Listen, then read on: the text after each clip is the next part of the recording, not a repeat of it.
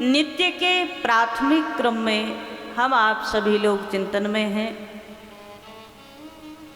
आज वर्तमान में जो पारिवारिक स्थितियां विघटन की ओर जा रही हैं, महाराज वो बड़ा चिंतनीय विषय है।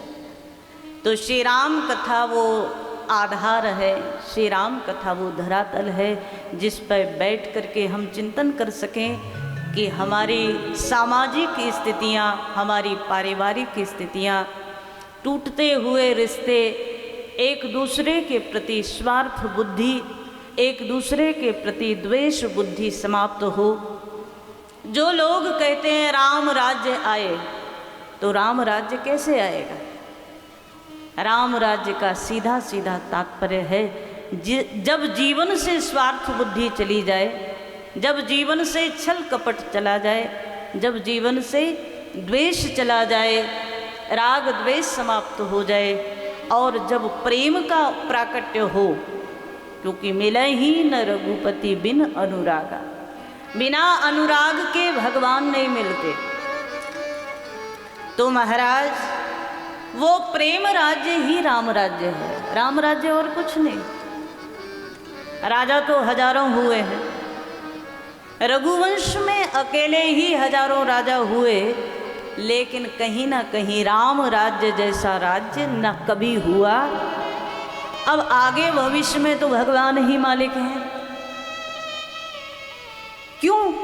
राम राज्य का सीधा सा तात्पर्य है ये प्रेम राज्य है, जहां दंड की कोई व्यवस्था नहीं थी, स्वतः व्यक्ति निज धर्म का पालन करता था, वो राम राज्य।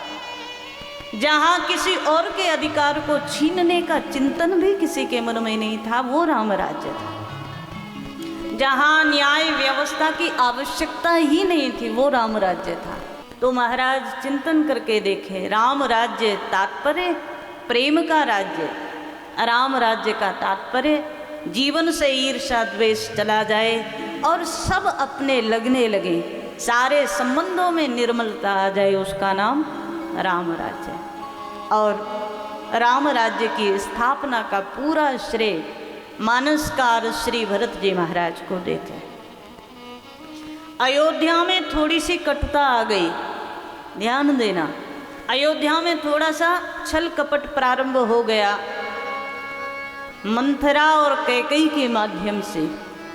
तो भगवान ने अपनी जन्मभूमि अयोध्या का भी त्याग कर दिया।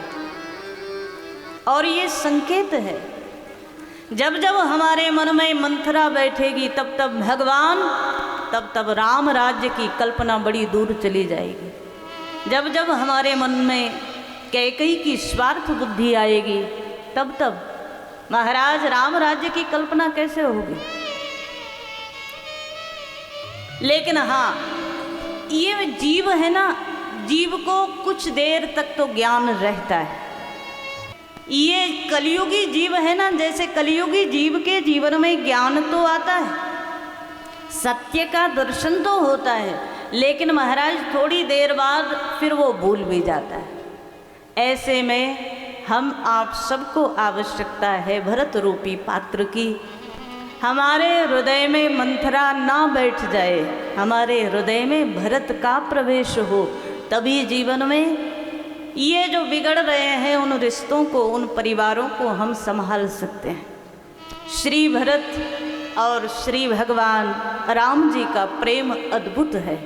और महाराज जब अवध में थोड़ा सा भी गड़बड़ शुरू हुई तो भरत ने उसे संभाल लिया, वरना तो राम राज्य कभी होने वाला नहीं था। राम राज्य हुआ, उसका पूर्ण श्रेय श्री भरत जी को है। सब्सक्राइब करें टोटल भक्ति को। अब हमारे वीडियोस को सबसे पहले देखने के लिए बेल आइकन को दबाना ना भूलें।